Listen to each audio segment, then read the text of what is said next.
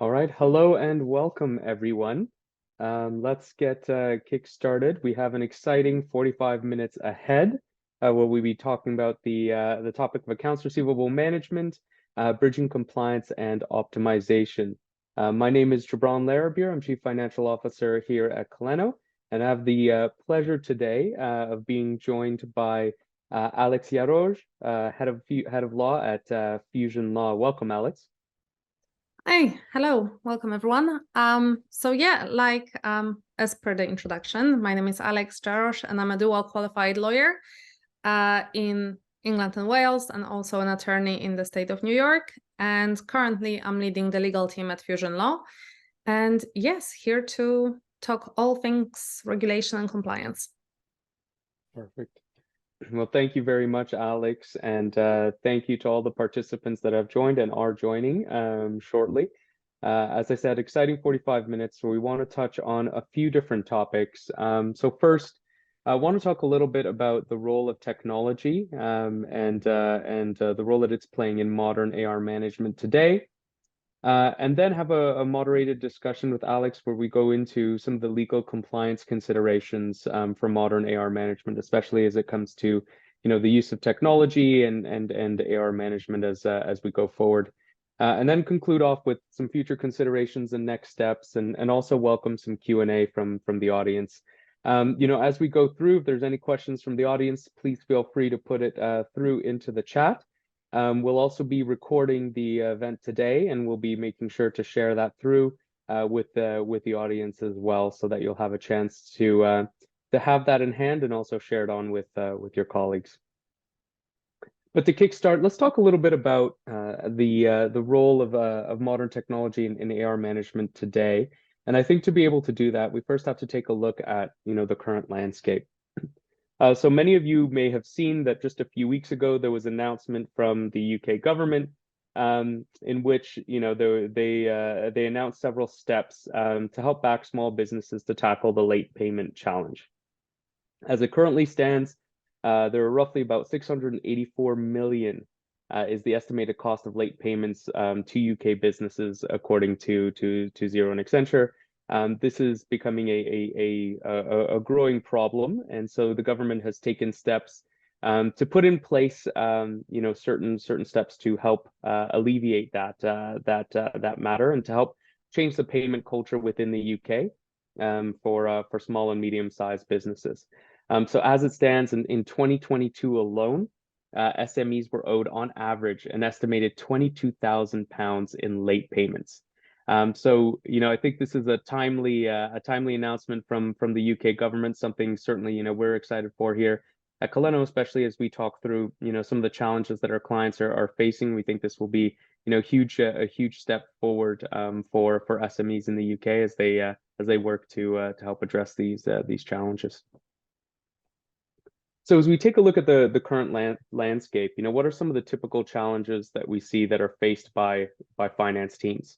And so, when we talk to CFOs and finance directors and credit controllers across industries, there are a few, typical themes that really emerge.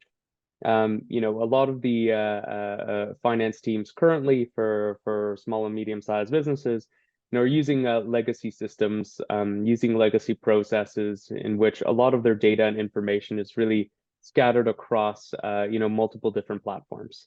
Whether it's using Excel, an accounting software, email, other manual sources to keep track of their invoices and payments and to help reconcile those. I think a lot of the challenges that are being faced, by our clients is we often hear, a lot of our processes are outdated.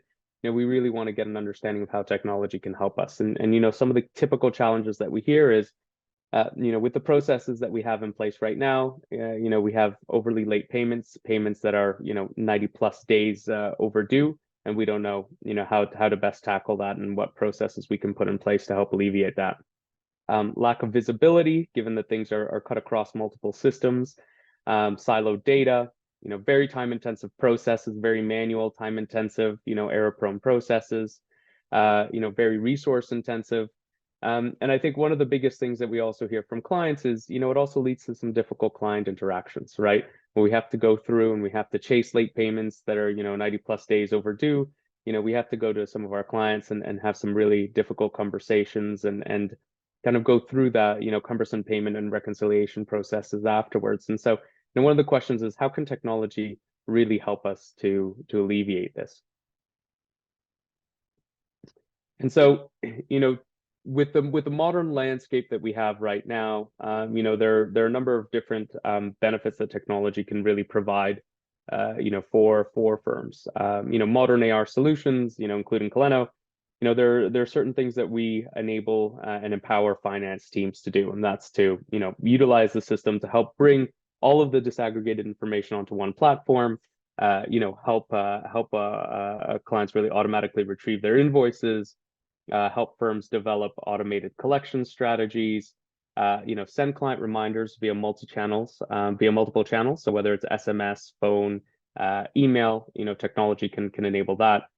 Help to generate tasks. I think this one is a really key one. Is one of the things that teams often mention is how do we kind of improve and automate tasks and save time and help to kind of alleviate and reduce errors and help to improve our workflows. And so through technology being able to do that, process multi-channel payments, reconcile payments, very time-consuming process, and then gain insights to inform future credit policies. So really, the technological solutions today really help to alleviate a lot of the challenges that we see from legacy processes, and really help to push forward, modern solutions to help teams improve their AR management practices and their cash flow and collections.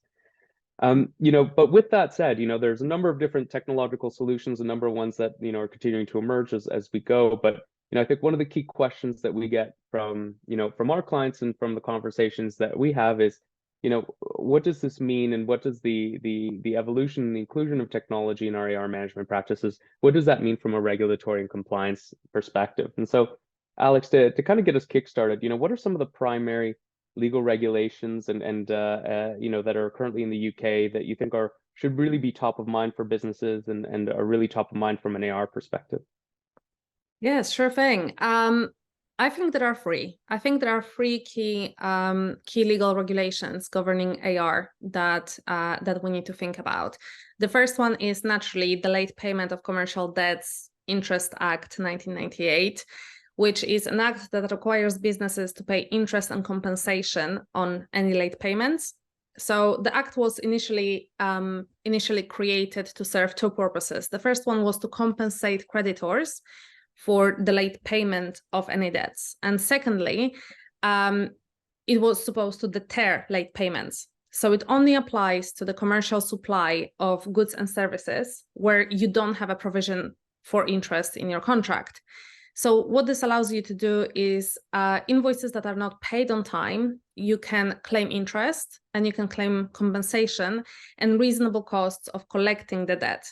So that is the interest can be claimed at the statutory rate of 8% above the Bank of England base rate. And on top of that, you can usually recover compensation at the rate of around £40 to £100 per invoice. Now, it's very important to understand that piece of legislation and how to calculate interest and compensation under the Act and make sure that you comply with all the requirements when you try to recover the debt. Now, the second one is, I would say, Consumer Rights Act 2015. So that act, as opposed to the first one, which I've just covered, it covers consumers from unfair trading practices. So that includes misleading claims about AR. So all businesses must ensure that all the AR terms that they have in place are clear and concise and that they don't engage in any unfair practices when collecting debt from customers. The third one is, we cannot forget about data, right? So the third one would probably be the Data Protection Act 2018 or GDPR or however you want to refer to it now post-Brexit. So that regulation, as we all probably know, it sets out the requirements for businesses and how they must handle personal data, including consumer data. So every business should ensure that they are complying with all the requirements under GDPR when they collect or use or store any customer data for AR purposes, and that naturally can include some financial information, and which could be considered sensitive in nature, which would require an extra degree of protection. So yeah, I think those three are the key ones to think about. Mm-hmm. And your experience, what are some of the most common legal challenges? I mean, there's a number of different regulatory pieces out there, as you mentioned. But what are some of the kind of key common challenges that you often see with SMEs as they're working through, regulatory and compliance considerations? Okay, so firstly, I would probably lead on from the GDPR I just covered. Compliance with data protection laws is probably the most tricky one. All the businesses must ensure that they comply with all the applicable data protection laws when they use customer data at all. They need to make sure that they don't store it for longer than they need to, that they have the legitimate basis for having it in the first place, and so on. Now, another thing to consider is for certain things, such as financial information, you may be required to obtain consent from customers in order to collect and use the data. And then you must keep it secure, and you need to dispose of it properly as well. So there are certain procedures and processes you should have in place for ensuring that that data is kept secure, basically. Another legal challenge that a lot of my clients face in this area are probably contractual terms. So everyone has contracts. Contracts are everywhere. They affect everyone. Everything is governed by something of a contract. Now, all the businesses should have a contract with their customers, naturally, and they should review them and make sure that they are appropriate. That it's very clear to the customer what will happen should they not pay, what sort of fees or there may be, and that you may take legal action if necessary, and so on, so that they understand what their AR obligations are, basically. You should set out your invoicing procedures, your payment terms, any late payment fees. You should also make sure that you have the policies and procedures in place internally, and that your employees are trained on all of those. And probably the third legal challenge would be kind of linking to what we talked about under the Consumer Rights Act, which is consumer protection laws. So there are different laws that protect consumers, as we all know, and they apply to businesses, and we need to make sure that we comply with those laws when we collect debts from customers. So this includes, for example, misleading claims about the AR terms, or aggressive debt collection practice, which naturally is also frowned upon. So yeah, I think those are the key three I come across. Yeah, and in terms of the contractual arrangements, I mean, you mentioned some of the key elements to kind of include as you're reviewing contracts, yourself. Are there really kind of 2 or 3 standouts for you that really seem to be kind of not used as much, or where you may kind of caution people to really kind of investigate, like 2 or 3 contract clauses that are really overlooked sometimes? Yes, sure thing. I think the key one, and something that a lot of businesses don't realize and they end up in trouble, is penalty clauses. So under English law, there cannot be such a thing. If you word something as a penalty, it is likely to be not enforceable at all. So a lot of businesses, what they do is they put in their contracts, your penalty for early termination, or your penalty for not paying on time, or your penalty for whatever.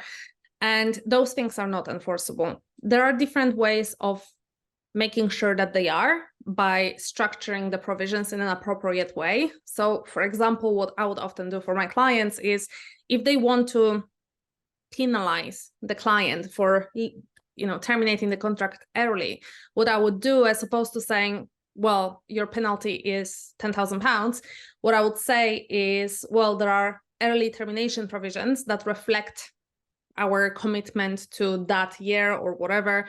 And if you terminate after, let's say, year 1, you will pay 50% of the contract value. If you terminate at the end of year 2, you will pay 25% of the contract value, or something like this. So it's fair and it's reasonable and enforceable, most importantly. Another provision is probably the payment terms. Overall, they are usually not thought through. So it's not as simple as saying, you know, you will pay us within 30 days. You need to say when you're going to invoice them. Will they pay you, and that's very important, will they pay you within 30 days from the receipt or from the date on the invoice? For the business, I would always recommend from the date of the invoice, so you don't have that responsibility of making sure that it's delivered and they actually receive it. But that's often overlooked as well. So there are some provisions. I think it's very important to make sure that your contract is really, if not drafted, at least reviewed by a contracts lawyer. And I think you've touched on a number of the elements in the UK. For a number of the clients that are also operating internationally or have some international presence as well, what are some legal and regulatory things that they should also keep in mind, for clients that may be working in other parts of Europe, in North America, and other parts of the world? Sure. Okay, when we deal with international transactions, there are several things that we need to consider. Businesses need to be aware of different laws and regulations that apply in different jurisdictions or different countries in respect of contract law, consumer protection, data protection. So one of the key things that I would consider is, well, the first thing we need to look at is the jurisdiction. So the business needs to determine which jurisdiction, which laws of which jurisdiction will apply to their international contract. If it's a business-to-business contract, then we can simply state it in the contract, in which case it will be enforceable. So it's also very important for businesses to really think about this provision. You don't want to be in a position where you want to recover a debt and you have to travel to Australia or to the other side of the world to recover it. So always make sure that you check the jurisdiction provisions in the contract. The other thing, and I have also touched upon that, but the payment terms. There are different payment methods and currencies that are available in different countries. So you need to be aware of any restrictions on currency exchanges, for example. You may also choose to offer different payment options to your customers, depending on where they are. And you need to make it very clear to customers what the payment methods are, what the payment terms are, and so on. And lastly, our favorite, data protection. Again, I cannot stress this enough. Data protection everywhere is different. In the US, we have different acts that apply to, they slightly different to GDPR, and then now post-Brexit, we have different legislation in the UK as well, which although is similar, there are different provisions that we need to think about. So we need to make sure that we always comply with the data protection laws of the countries where we are collecting and using the personal data. But also we need to consider that even if we're in the UK, if we are collecting data that belongs to individuals based elsewhere, we need to comply with the laws of that jurisdiction as well. There may be consent requirements to transfer their data to other countries. So there may be some steps that businesses need to take to make sure that the data is protected when it's transferred. So there's a lot to think about. Mm-hmm. And because you mentioned, I know you've got a background, of course, in New York and in the UK as well. And for a lot of our clients tend to work in the US market, as well. Are there certain provisions beyond the data protection that really kind of stand out, for any clients that might be looking to, operate in New York or other states in the US? Are there certain other clauses that, or differences that you see that they should kind of keep in mind as they look to expand or continue their presence there? Yes, naturally. So data protection, obviously, completely different. So in the US, they are not really that keen on privacy, but what happened is several years ago, California stepped up their game and they have implemented some CCPA, which is kind of equivalent to GDPR. It's fairly similar, but at the same time, a bit different.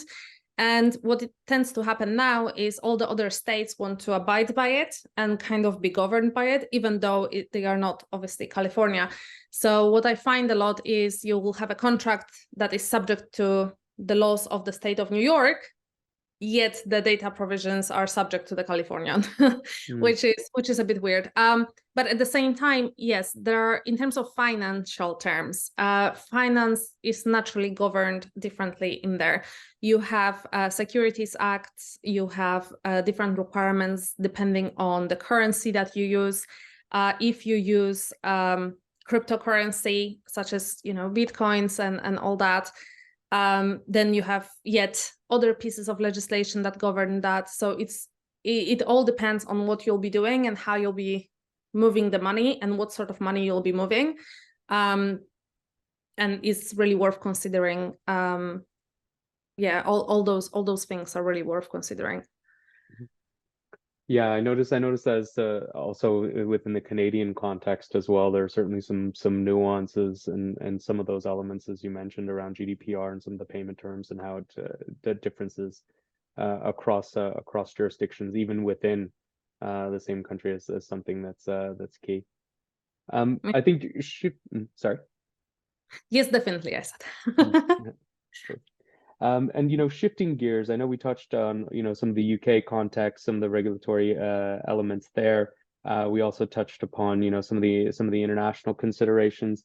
When we take a look at the kind of broader technology landscape, I mean, we've got a number of different technological solutions that SMEs are looking for to help them in this process. And I think at top of mind for many is the applications of AI and generative AI. And so, as we take a look at, the applications of AI and generative AI kind of more broadly into the AR space, what do you think are some considerations from regulatory and legal compliance? Because I think this one is definitely top of mind, especially around Gen AI, things like data privacy, ethical considerations, things like that. But, from your perspective, what are some items that, that really is top of mind for regulators and should be top of mind for businesses as well as they look to implement those? Yes, absolutely. I mean, 100%. All those AI is being considered by everyone right now, but businesses should be especially careful. AI will definitely impact legal compliance, especially in AR management. For example, AI, as you know, is used to automate AR tasks such as invoice generation and payment processing. So although it can help businesses improve the AR efficiency and reduce the risk of human error, you need to be aware of any legal implications of using AI in the AR practice. So for example, you need to make sure that whatever AI systems are being used are fair and unbiased, and you don't engage in any discriminatory practices. Now, what you've said about the generative AI, that's really interesting. So for those who don't know on this call, Gen AI is basically type of AI that creates new content, such as text and images and music, whatever. And it's rapidly developing. However, it raises a lot of concerns in terms of ethics and privacy. So, for example, one of the biggest challenges with Gen AI is that it relies on large amounts of data, and some of that data may contain personal information that can identify individuals. Now, this data can be used to train Gen AI models to create new content, which is great, but it also raises concerns about the privacy of those individuals whose data is being used. So, for example, recently I was reading about this Gen AI model that was trained on data sets of social media posts, and it could be used to generate fake profiles, but it could also identify individuals based on their online activity. So that information could potentially be used for targeted advertising or other purposes without that individual's knowledge or consent, which isn't ideal. Now, another concern is also that it can be biased. So that's because Gen AI is being trained on data that is collected from the real world, which is often biased in itself, as we all know. So, for example, the model can be trained on the data set of news articles, but as we all know, those articles are most of them will be biased in some way or another, and that model will then generate articles that will reflect those biases on which it was trained on. So this bias can have negative consequences as well. So, for example, if you were to use it to make decisions on who to hire or who to give a loan to, it could discriminate against some groups of people. So there are some ways that we can potentially mitigate those ethical risks of Gen AI, I think. And those could be having clear guidance for those who are responsible for the development and use of the models. Make sure that the models themselves are being trained on proper data that is free from bias, and just making the models more transparent and just more transparent, really. And then we can try to make sure that it's more ethical and respects the privacy of individuals as much as we possibly can control that. And then I imagine with the introduction of AI and Gen AI, there's certainly going to be implications, of course, for a lot of the GDPR legislation, for a number of other pieces of legislation as well. As you kind of look forward to those pieces, are there certain elements that you think will be that you foresee as kind of having the most impact, or certain changes in the legislation that you're closely monitoring at Fusion that could have a potential impact for clients? Yes, absolutely. So as we know, US has been on it for a while. They've been considering and thinking for a while now about how to possibly regulate AI and crypto and all those new technologies. Now, in the UK, we now have an idea of a new regulation that may come into play in the next year or so. So it's still in the making, but what it does, it attempts to put some regulatory measures to make sure that it's all transparent and that the government can keep tabs on what's happening to make sure that we avoid fraud and stuff like that.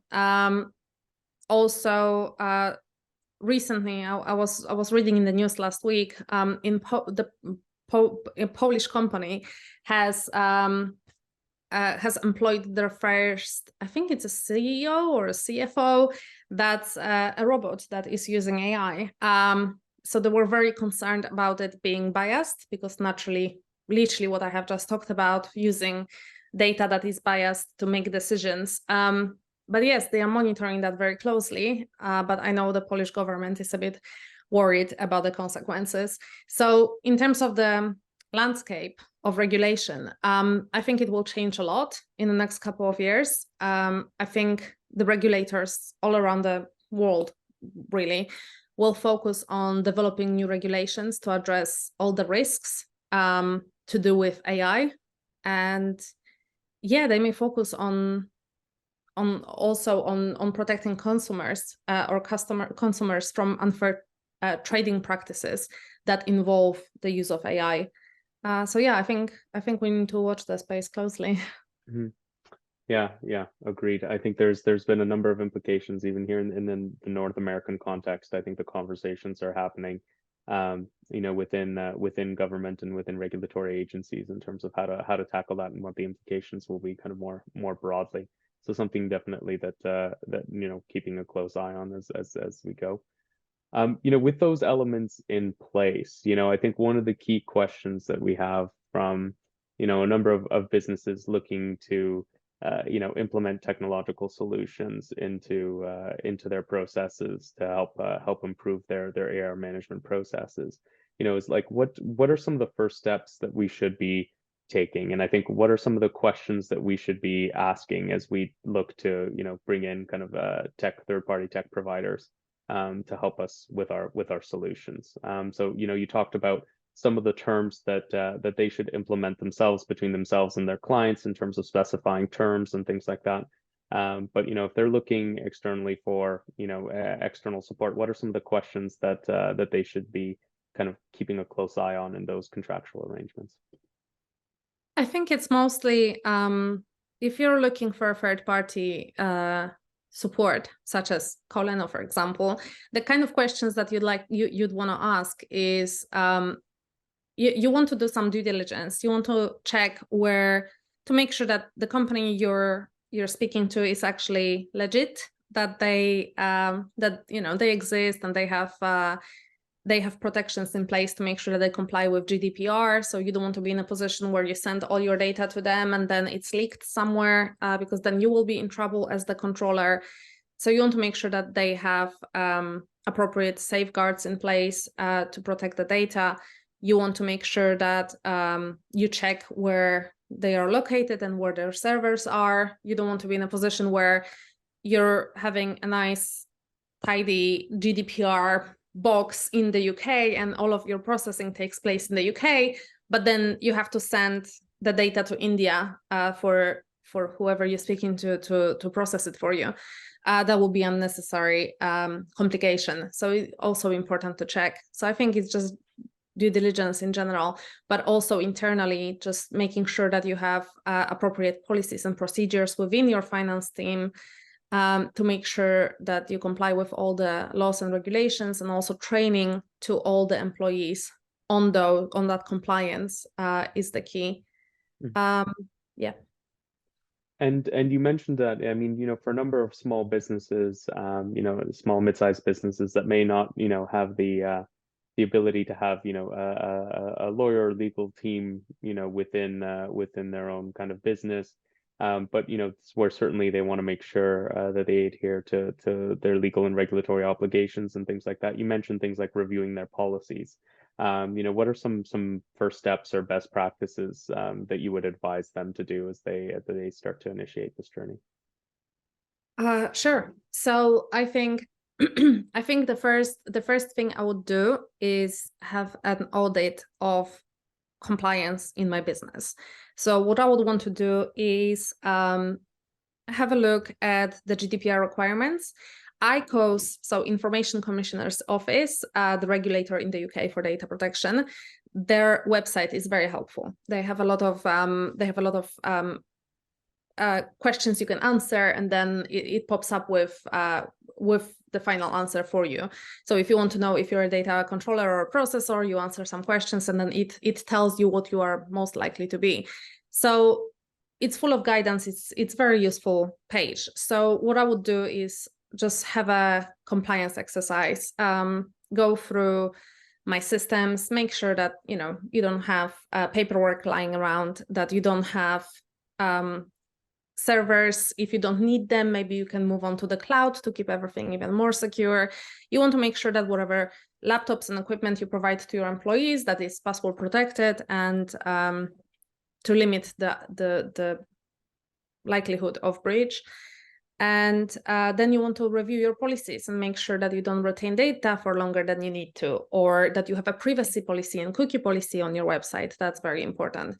And then in terms of AR, what you want to do, you want to make sure that you have clear and concise policies and procedures on that as well, so that you know when you are sending reminders to make sure that you're not being overly aggressive, or that you don't harass people for payment, basically, because that's not permitted. But what you can do is make sure that you have evenly spaced reminders, and you keep tabs on everything that's happening, any communications that you have with your customers, and again, training on all of that to your employees.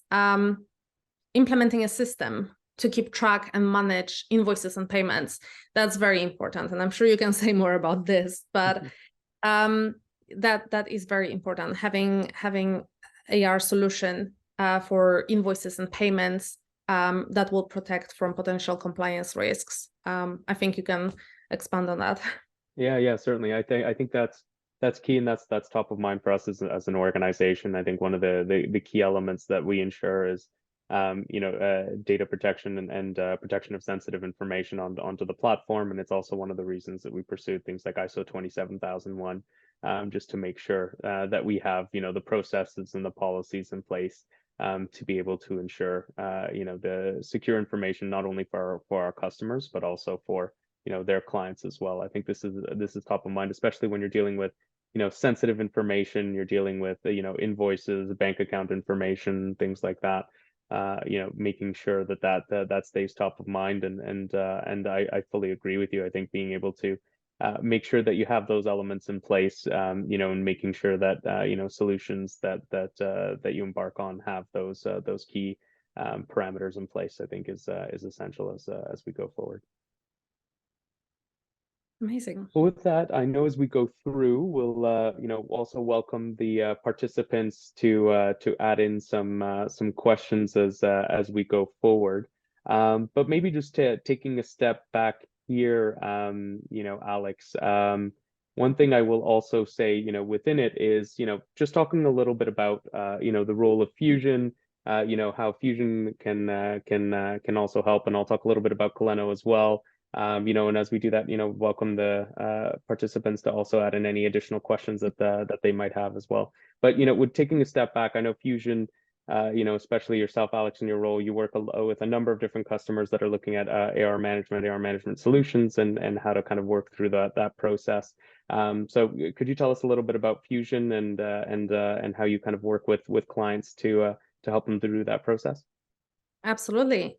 So Fusion is a consulting group, and it incorporates all of the little entities that you can see on the screen. So law being one of them, and I'm naturally in charge of law, and we can help with compliance, corporate, commercial, employment, whatever you need, we're there. My colleagues at the other business lines, we have tax specialists, we have accounting guys who can do bookkeeping and payroll and all sorts of other things with numbers that I don't even understand most of the time. Then we also have financial, which can arrange insurance and mortgages, and can make can provide assistance with investments and pensions and stuff like that. These guys are saving thousands of pounds to our clients, so very useful. We also have recruitment. It's not as simple as recruitment. What they do is they focus on structures of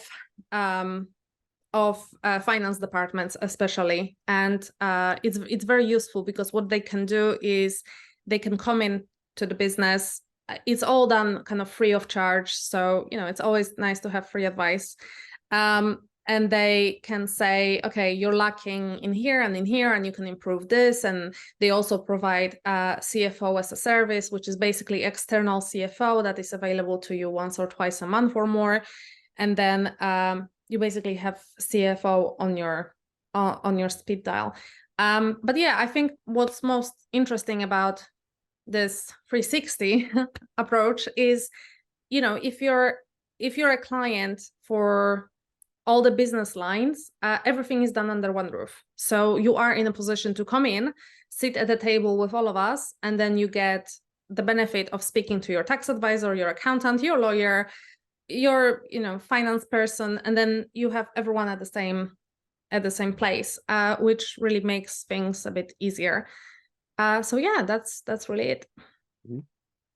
Perfect. And I think, closely tied to that as well is, on the technological side, from an AR management perspective, Kolleno, where we also look at that 360 holistic approach. I think that's a similarity across our organizations. And so we offer financial ops platform that really brings together, not just the AR management side, but also payments and reconciliation. So helping to bring all of those different pieces together. So, as a number of participants on the call, as they're exploring, some of the legal implications, as they're exploring some technological solutions as well. The one thing I will say to the audience is, we do invite anyone to reach out to us. Happy to answer any questions that you might have around, technology and the technological implications for AR management, and also any legal implications and compliance considerations as well. But maybe Absolutely. just taking a step back at that point, I'll also invite the audience just to see if there's any additional questions that that come up as well as we go through. You know, Alex, from your perspective, you know, I think we touched on some of the key elements that you know, a number of different organizations should take into account as you go through. But you know, as we wait for any questions or to come through, is there anything additional that you would also recommend to the audience? Any kind of final words that you would have on your end as they're looking through, you know, some of the legal and regulatory implications of AR management and technology? I think it's just really important to have things in place, and that applies to everyone. It applies to AR, it applies to your financial practices, your customer relations, really everything. It's you want to make sure that you're compliant, not only because you don't want to get a massive fine, but you also want to be transparent. You also want to have clear records of what's happening in your business, of you know what invoicing took place and what your stats are and how much money you've made. At the end of the day, most businesses care a little bit about money, so you want to make sure that you have a clear view of what's in your business and what isn't, and then you can take appropriate action. So yeah, I just think it's all very important to bear in mind. Yeah, and I think to add to that, I think that point around the clear view is essential, and I think that's what, you know, technology really allows, is the ability to really pull everything together and provide you with a clear view, clear line of sight, and efficient ways to be able to process and manage your AR solutions. But with that, I will say, I know that we're coming to closing our time. We will be sharing a recording as well with all the registrants. So we do thank you today for your participation. Look forward to continuing the engagement, and as I said, we'll be sure to share on the recording with the group so that you can share on with your colleagues and other members within your network. But with that said, Alex, really appreciate your time today. Thank you so much. Really insightful, really you know, some key takeaways that we can go forward. And as we said to anyone on the line, you know, please feel free to reach out to either Alex or myself if you have any questions. So thank you all, and look forward to staying connected as we go forward. Thank you everyone. Take care.